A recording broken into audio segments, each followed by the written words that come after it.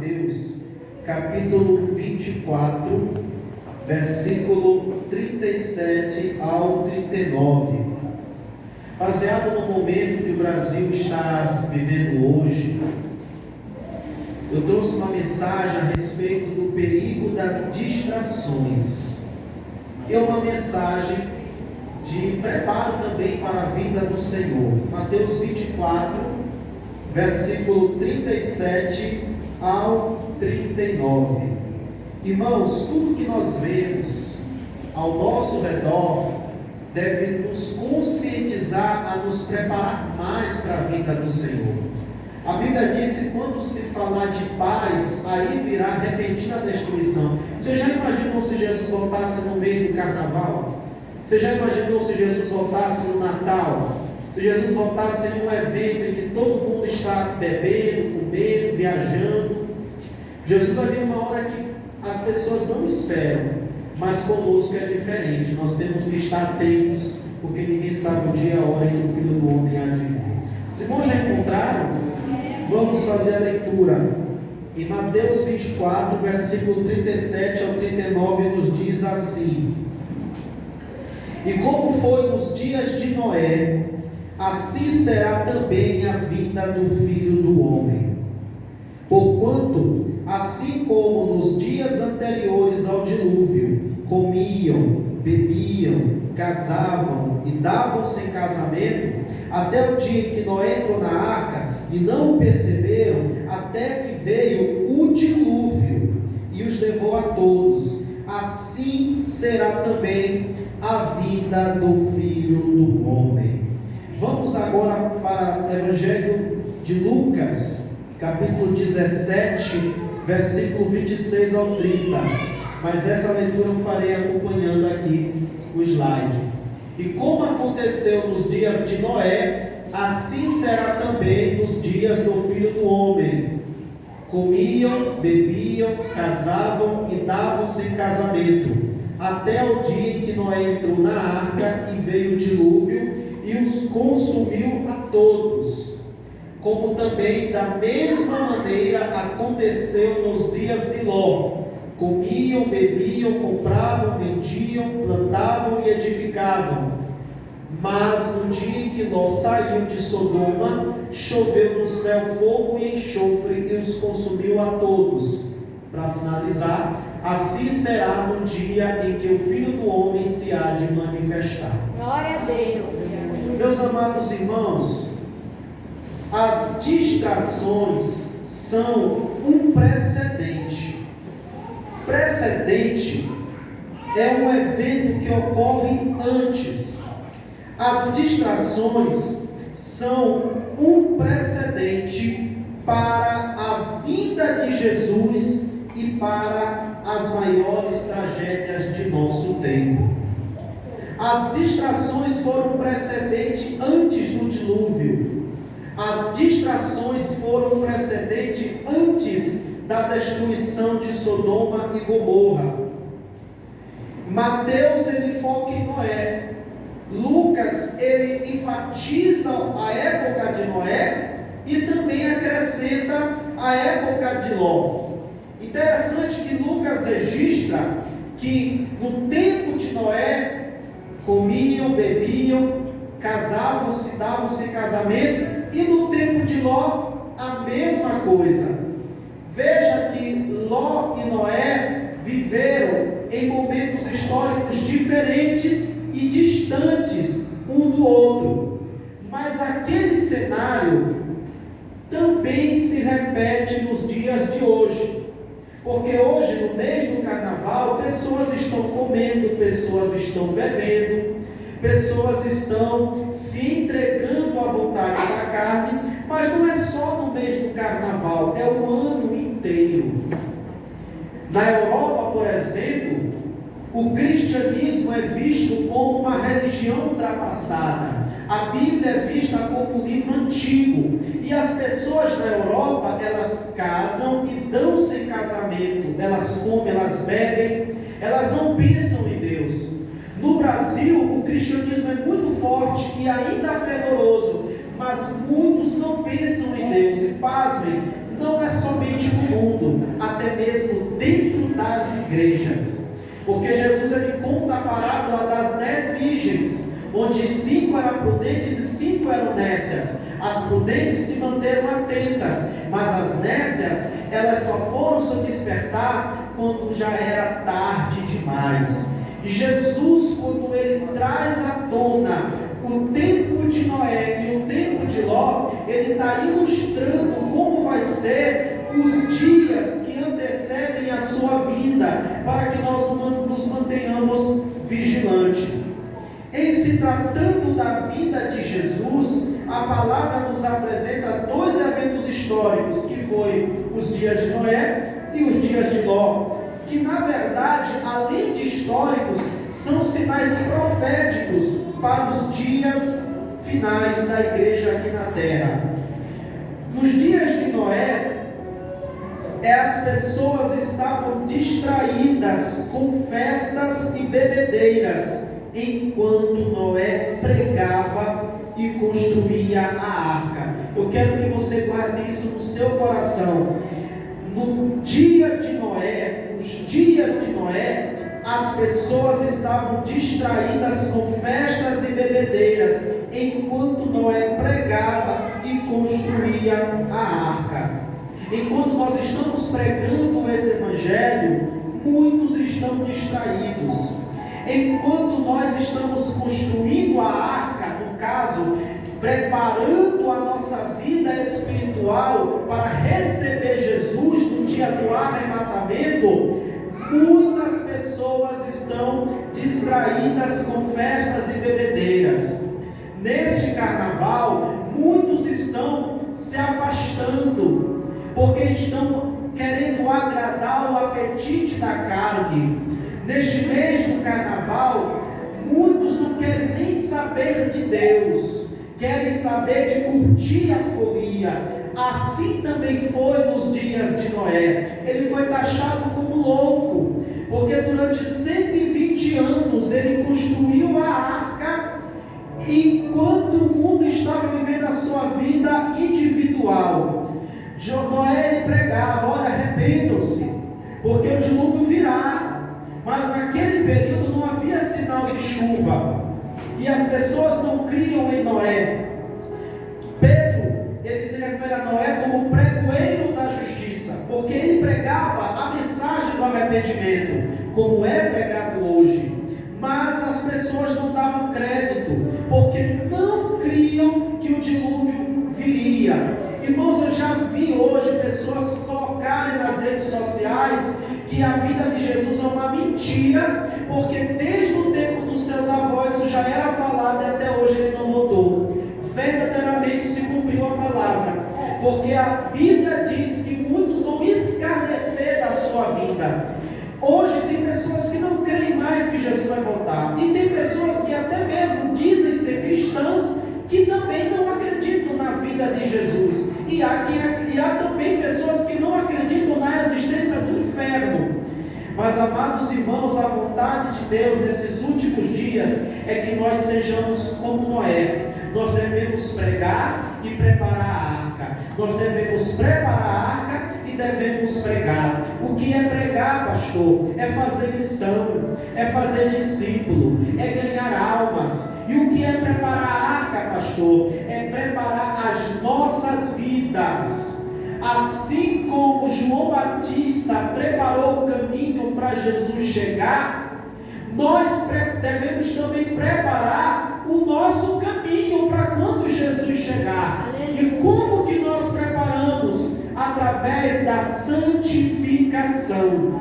Nós precisamos buscar a paz com todos, e a santificação sem a qual ninguém verá o Senhor. Quem é sujo, suje-se mais ainda, mas quem é limpo, limpe-se mais ainda. Mas nós, meus irmãos, não somos das obras da noite, somos das obras do dia. Nós não andamos mais em trevas, nós andamos na luz. Nós somos resgatados das trevas para a luz. Convém a nós não nos distrairmos, mas devemos pregar para os distraídos enquanto preparamos a arca. Enquanto preparamos as nossas vidas, nós devemos anunciar o Evangelho. Aleluia. Todos os anos o Brasil comemora a festa da carne, que é o carnaval. Que a palavra carnaval significa vale da carne, né? E nesse evento tudo é liberado em nome do prazer momentâneo. Fantasias e prostituições, bebedeiras e arrastões são as atrações do momento. Era assim nos dias de Noé. Tinha bebedeira, tinha festa, tinha farra nos dias de Noé. E também na cidade onde Ló vivia. Agora eu preciso fazer uma diferenciação. No tempo de Noé, somente Noé achou graça diante do Senhor. Somente Noé encontrou a aprovação do Senhor. Porque naquele tempo não havia ninguém que pensasse em Deus. Não havia ninguém que buscava Deus. Somente Noé andava em retidão. Deus deseja que a sua igreja seja os Noés da última geração. A nossa geração pode ser a geração do arrebatamento. E nós devemos ser como Noé. Devemos pregar e preparar a arca. Mas também, meus amados irmãos, eu devo falar de Ló. Ló representa uma pessoa que se distraiu. Lembra? Ló era sobrinho de Abraão. Ló, ele morava com Abraão, mas havia conflito entre os trabalhadores de Ló e os trabalhadores de Abraão, ao ponto dos dois se separarem.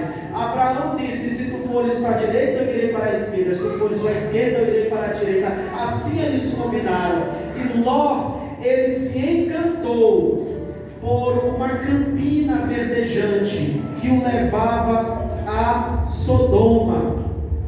Porém, em Lucas 17, em Gênesis vai falar que os homens de Sodoma, eles eram muito maus e pecadores. Se você for ler lá em Gênesis 13, versículo 13, vai dizer que os cidadãos de Sodoma eram maus e pecadores, mas Ló se encantou pelas campinas de Sodoma, assim como hoje as pessoas estão se encantando com o carnaval, se encantando com o São João, se encantando com as festividades. Não é só o Brasil, lá fora.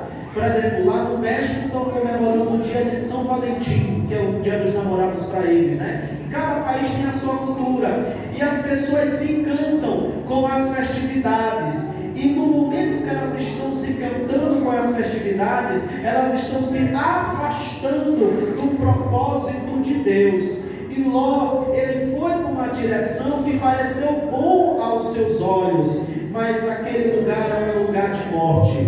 Porém, Abraão ficou sabendo de uma situação. Ele ficou sabendo que Deus destruiria aquela cidade, e ali ele começou a interceder pelo seu sobrinho Ló. Começou a questionar a Deus: se houver 100 pessoas na cidade, Senhor, tu vais poupá-la? Por amor do 100 eu pouparei. E se houver 50? E aí ele vai questionando a Deus até chegar no seu sobrinho Ló. E isso nos traz, irmãos, uma aplicação pessoal. Quantos Lós nós temos no mundo? Quantos familiares nossos estão no carnaval?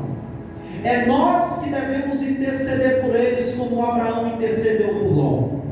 Porque assim como Deus deu livramento para Ló através da intercessão de Abraão, Deus vai dar livramento para os nossos através das nossas orações. Eles podem não ouvir você pregar, mas Deus pode ouvir o teu clamor e pode livrar eles por amor de mim e de você. Então tem muitos Lós no carnaval, tem muitos Lós lá fora, e nós somos os Abraãos que devemos interceder por cada um deles. Mas tem uma outra aplicação. Ló também representa aquela pessoa que foi para um lugar errado, se encantando com a beleza do lugar.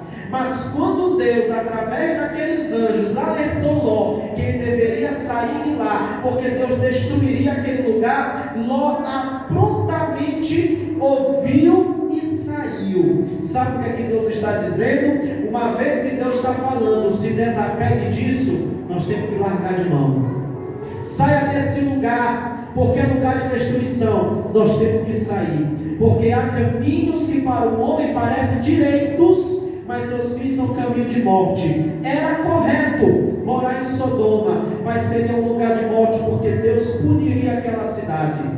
E Deus não puniu aquela cidade porque Ele tinha raiva daquela cidade, mas porque Ele deu tempo para ela se arrepender, e ela não se arrependeu. A Bíblia diz, amados, que o mundo passa e as suas concupiscências, mas aquele que faz a vontade de Deus permanece para sempre.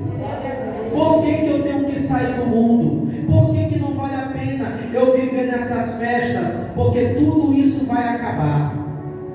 Mas aquele que faz a vontade de Deus permanecerá para sempre. Como você prova? Eu provo citando uma palavra de Jesus, aonde Ele diz o seguinte: quem quiser salvar a sua vida, irá perdê-la. Mas quem perder a sua vida por amor dele, a achará. Isso fala, irmão, de desapego. Isso fala de renúncia. Isso fala de decisão em não se corromper. Sabe o que é perder a sua vida por amor de Jesus? É eu escolher não curtir o carnaval, não curtir o São João, não curtir o Cosme e Damião, não curtir essas festas mundanas, não curtir fazer a vontade da carne, mas viver para o meu Deus. Isso é abrir mão da própria vida. Mas aquele que abre mão da própria vida, acha-la, porque Jesus tem a vida verdadeira para me dar. Jesus tem a vida verdadeira para te dar. Jesus, Ele falou disso quando Ele disse: eu sou o caminho, a verdade e a vida. Se Ele é a vida, irmão, o nosso tesouro é Jesus. A nossa perna de maior valor é Jesus. A nossa felicidade é Jesus. A nossa paz real está em Jesus. A nossa esperança é Jesus. É Jesus que nos preenche. É Jesus que nos satisfaz. É Jesus que torna a nossa alma alegre. Quem tem Jesus tem tudo. Quem não tem Jesus tem nada. Porque Ele é o dono do ouro, porque Ele é o dono da prata. Então, se você tem Jesus, você tem o pastor. E se o Senhor é o meu pastor, nada me faltará. Porque nada nos falta para quem tem Jesus, porque Ele é o provedor. Quem provê o alimento para a ovelha é o pastor. Quem provê a segurança para a ovelha é o pastor. Quem livra a ovelha dos perigos é o pastor. Quem direciona as ovelhas é o pastor. E lá em João 10:9 Jesus diz: eu sou a porta das ovelhas. E quem entrar por mim sairá e achará pastagem. Se Ele é a porta das ovelhas, quem são as ovelhas? São aqueles que ouvem a sua voz. Jesus diz: as minhas ovelhas ouvem a minha voz. Hoje você está ouvindo a voz do teu pastor. Então, enquanto você estiver com Ele, nada vai te faltar.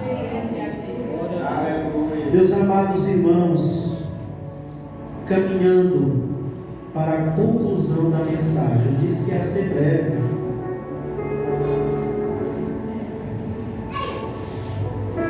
A Bíblia diz algo lá em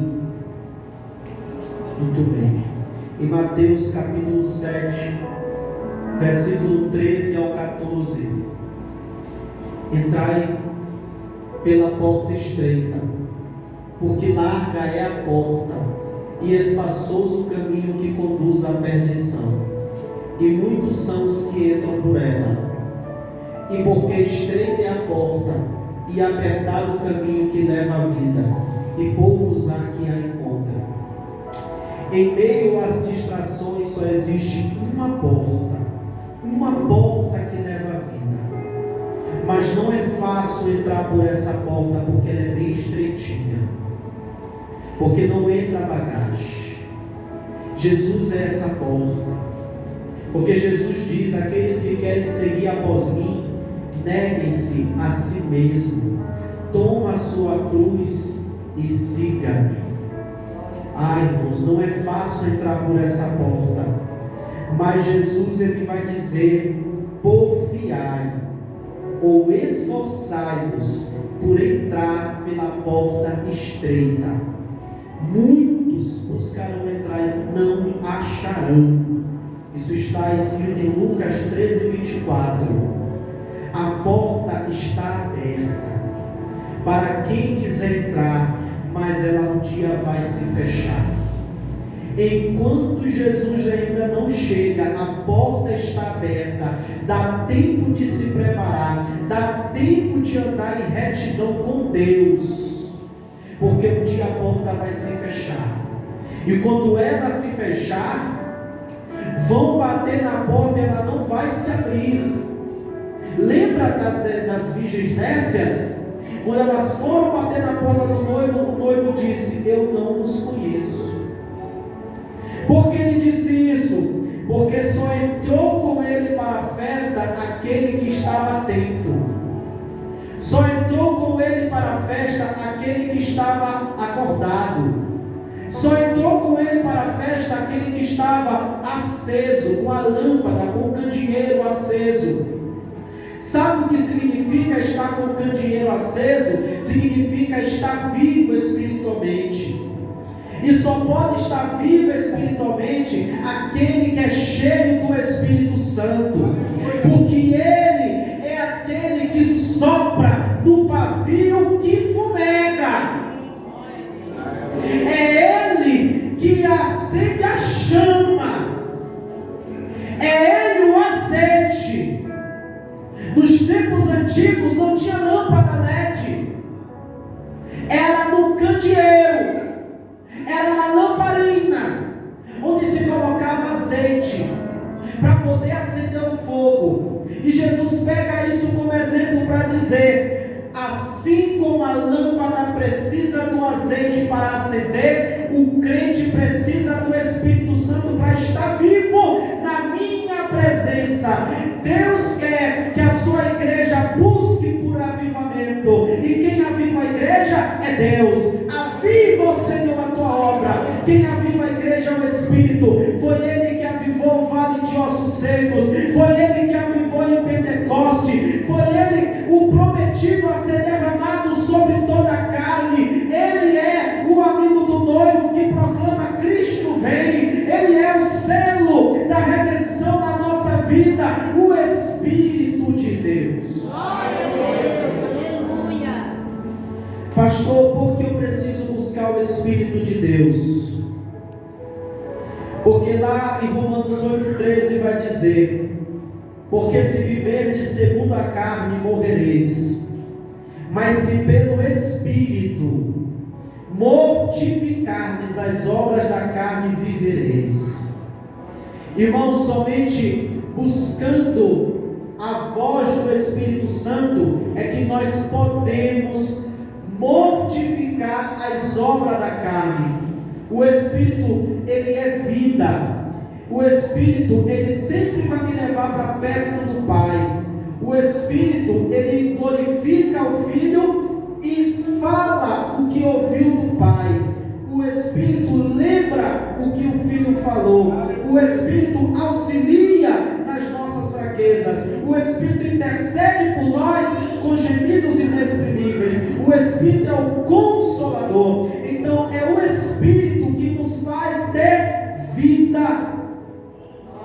Jesus não está mais aqui em forma humana, mas deixou o Espírito dele para nos direcionar.